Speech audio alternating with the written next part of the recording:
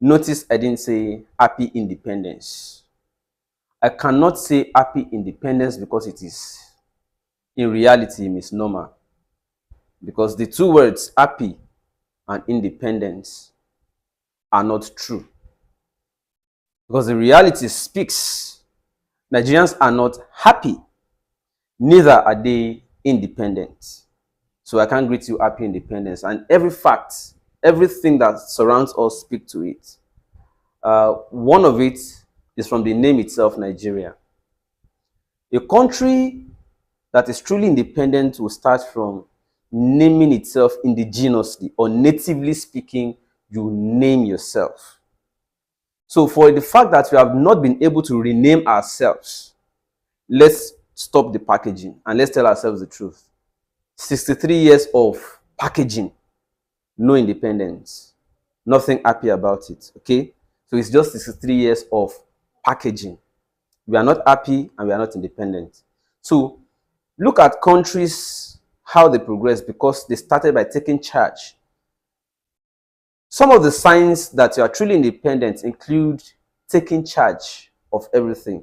You start by taking charge of your name, rechristing yourself. That's why a lot of people, as they grow up, they decide to change their own names if they are not comfortable with the names given to them.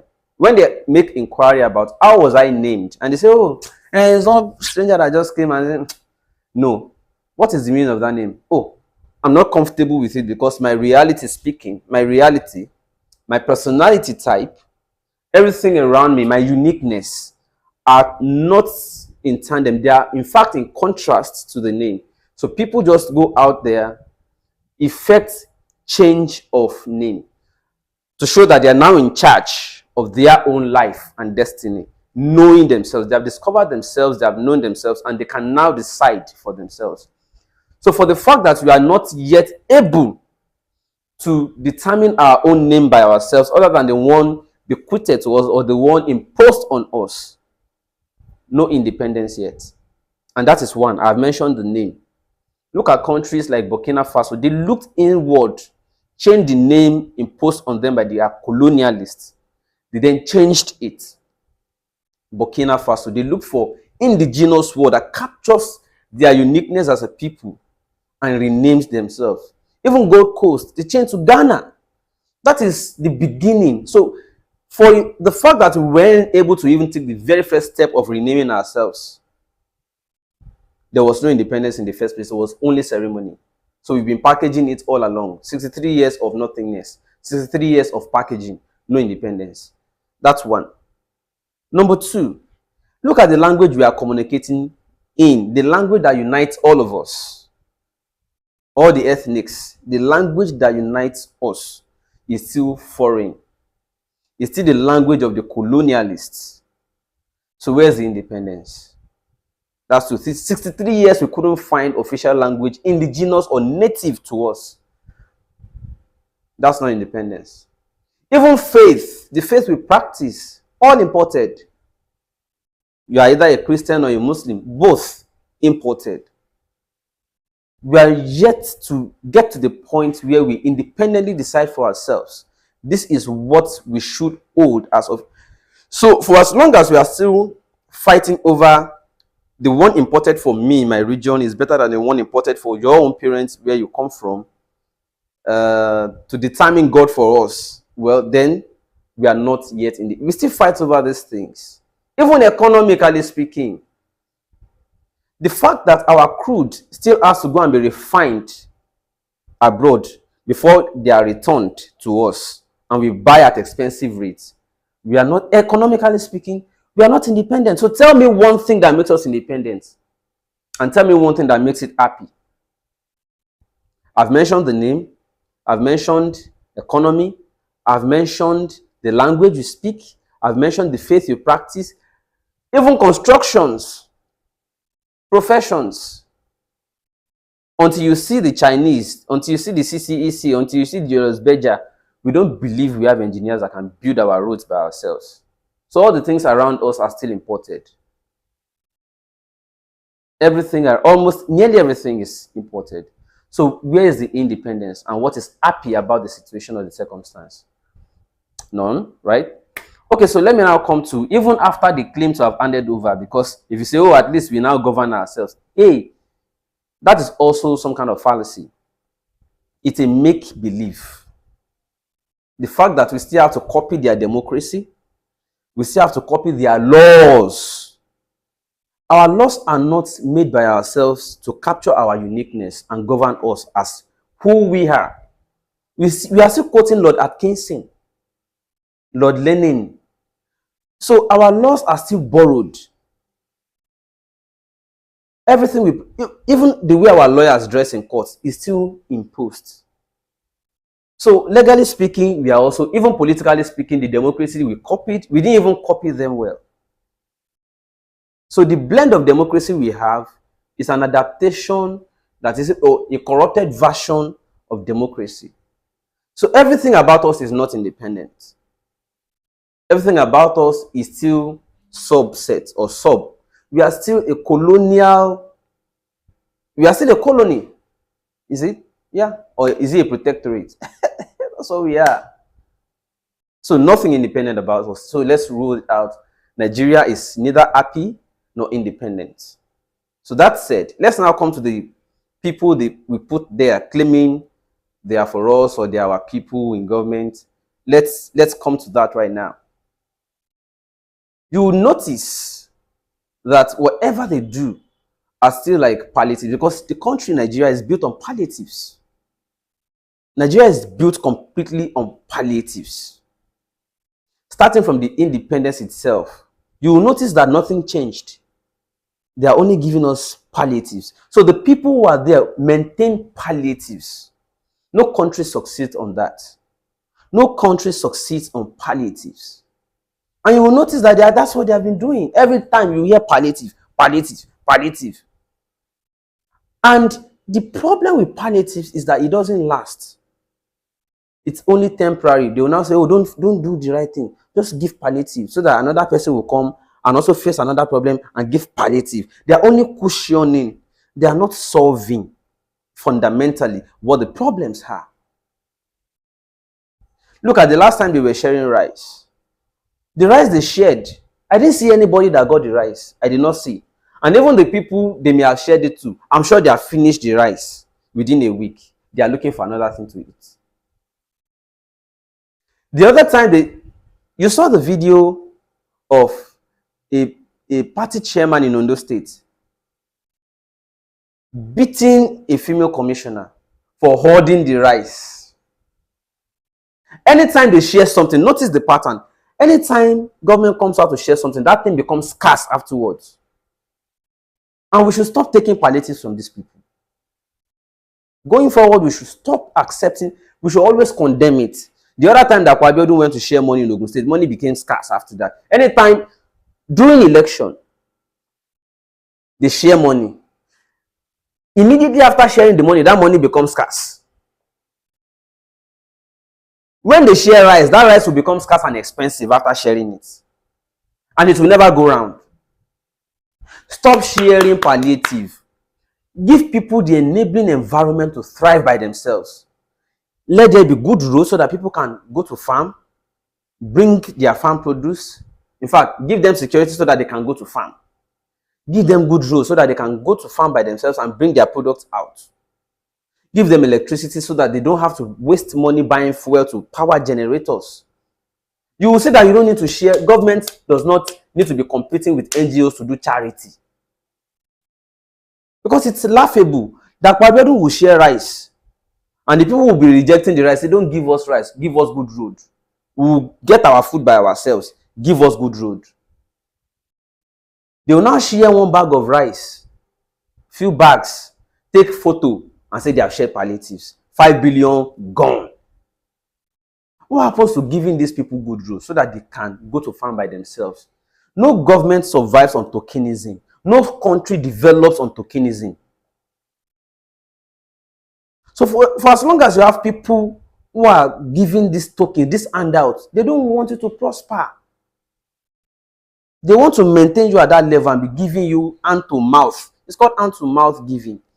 Tokenism. Tokenism. And that's wrong. You are giving people token, just so that they can't stand on their own. So Nigeria is structured in such a way that people can't be independent. No how. People cannot be independent. That way you are giving them, come and take one derika of rice. How? The same day it has finished, a family of 4, father, mother, even one child, family of 3, pere. Food is finished the same day. There's no pepper, there's no oil, no gas to cook it. You have to go and start looking for no protein in it yet. And yet that rice cannot even sustain you till the next day. And it didn't even go, I didn't even see anybody that got it. It was only online we saw that they shared it. And they will go and hoard the remaining. It's a country of hoarding. Hoard dollars, it becomes expensive. They hoard Indomie. During COVID-19, they hoarded everything. Stop sharing. Whatever you share, people hoard. And it becomes scarce afterwards. People, you too, stop accepting it. Anytime they say they want to share something, let us all say no. Don't say because you know that your party chairman will get and you will get out of it, you are supporting it. Because the moment they create that dependency, the moment you start depending on that palliative, the moment it finishes, you become a slave again, looking for another one. People who know they collect and you know say as their life be, they are still doing well. Even though it is hard, they will do fine. But you, where they depend on that palliative, now you go hard for. Because the moment that thing where they share give you finish, that's all. It will now become scarce and more expensive. After they share the rice, how much is it today? And did it even go around? And have you not finished the one they gave you? Why do Nigerians not even think? I don't know. The direction of thinking is always hard. The education, the syllabus, everything, they are all imposed. Nothing is unique to us. So there's nothing happy or independent about Nigeria. And that's just my brief this morning. So I can only say once again, happy Sunday to you all. Dust your struggle kit. It is until freedom. We will continue to speak. We will continue to fight. We will continue to demand. We will continue to ask for a change. We will continue to ask for doing it differently. Let's start doing it differently. We can't do it the same way every time and expect it to happen. It cannot happen differently.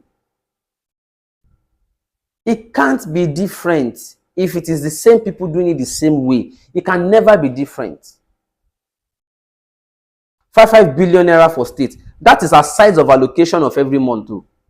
It's aside security votes. It's aside constituency allowances that go only into hands of few people. If you put all this money together and do something, a project that everybody will be able to unleash their potentials, use their knowledge and skills, and build something for themselves, you will not need to share rights for anybody. In fact, people will do so well that they will be paying taxes more than you are getting. But the moment you don't want to create an enabling environment for people, the moment you don't give them electricity. In fact, Fashola said something one time. Politics is our problem. Fashola said the revenue in Lagos State jumped up by how many percent? He said by, I think, about 5.4 billion naira around that, what do you call that place? The moment you descend from the Third Mainland Bridge into the island. Balinde, all those axes. He said all they did was just to light up the place. They just put lights. And they created nightlife. And the economy, the night economy itself was about 5.4 billion naira contribution back to the stream. That's how it is. Once there is nightlife, the daytime has its economy. The night alone has its own economy differently. There are people who transact more at night. Okay, for instance, there are some people who run day shifts. They have time at night to relax. But the moment everywhere is dark, everybody go home.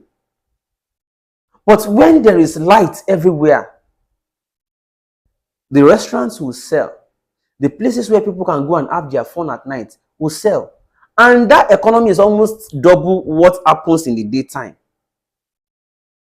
Because people feel free, people are happy, people are happier during these hours and they spend more. Light up everywhere. Let the economy run 24 hours, not just during the day. Let economies run 24 hours. You will not need to feed anybody. You will not need to give rice palliative to anybody. You will never need it. Give them light. Put security. Withdraw all the 200 policemen for one governor, 100 for the deputy, 50 for senators, for the House of Rep, 10 for this one, 5 Withdraw all this security from VIP. Put them in the right places so that people can go to farm. Come and see how magic. You don't need. There's no miracle. There's no miracle in the church. No miracle is greater than people go to the farm, put seed in the ground, seed lason, put it in the ground, be able to water it and watch it grow into big harvests. No miracle. God has given us miracles. We are just the ones undermining them. God has created miracles in nature. We just need to cultivate them. God planted miracles. God, He gave us miracles.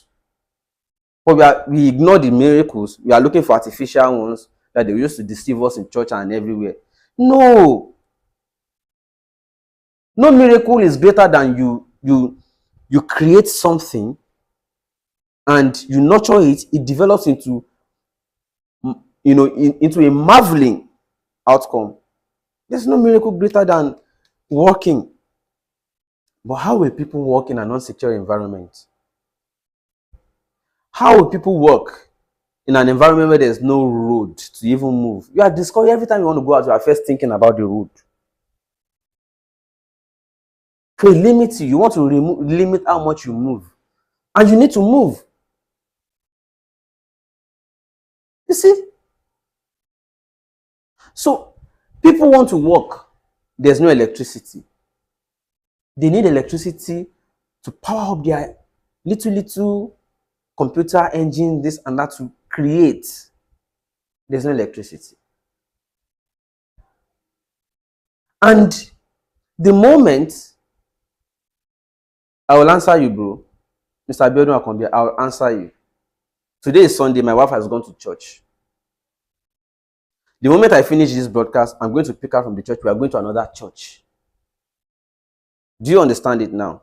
Because it thrives. That is the only thing people now turn to. When you see nothing is working, you tend to turn to the only thing that is working.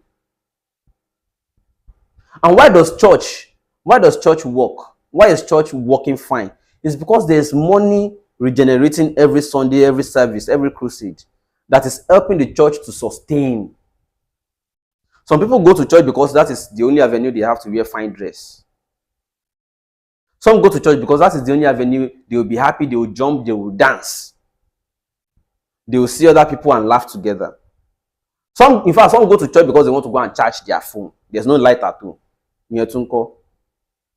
But if all these things are available, you will see how church attendance will just reduce. And people will start converting it to factories, warehouses. We won't have to be importing things again. Do you understand it now? It is not to mock church. It is to say that is what we see functioning so far. And we know the reason. We know the reason it's functioning the way it is functioning. A country that relies on miracle centers is not a country. It's not a country. So that's exactly why I used that example I used. It's not to mock church. Of course, if I see you doing church and you are doing well, buying the, good for you. Now, the only business where we thrive, now be that. The only business where so far they thrive, now be that. Good morning, I greet you, Botin Afonja. Oh, is it the Afonja of Ilorin? I greet you, good morning. So you see what I'm saying? Nigeria is not independent. We all depend on palliatives. Astagafula economy. How did we call it the other day? Kasha Ariti Washi economy. No, that's not the kind of country we should run. They will say they want to give.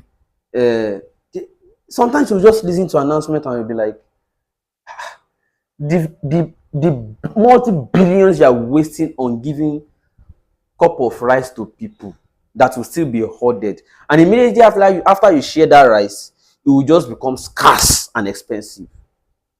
Watch it. Anything they share like this. The other day they shared dollars at their primary elections. What happened afterwards? Dollar became scarce and went up. Because there's nothing government shares. It ends up in the hands of few people. They hoard it and it becomes scarce and expensive. The people hoarding it will let it become scarce, create artificial scarcity, and start selling at expensive rates. Stop sharing rice. Build good roads that leads to the farms, leads to everywhere. Build bridges across the waters. Let people go and transact. Let business happen. You won't need to feed anybody. Anytime they want to share palliative, they are only feeding few people because it ends up in the hands of. See, the other day at Ondo State, a party chairman had to go and hit a commissioner for allegedly hoarding rice. And it will now become expensive afterwards. It will then become expensive. That's exactly why I have problems with this kind of thing we are running. And then you think that after removing, they have removed subsidy more than 4 times already. Jonathan removed. Abi, price went up. Oh, it started from Obasanjo. It was the one who said, if you can afford a beer at 200 naira, you should be able to afford petrol at 200. Abi, okay. Obasanjo removed. Jonathan removed. Buhari removed twice.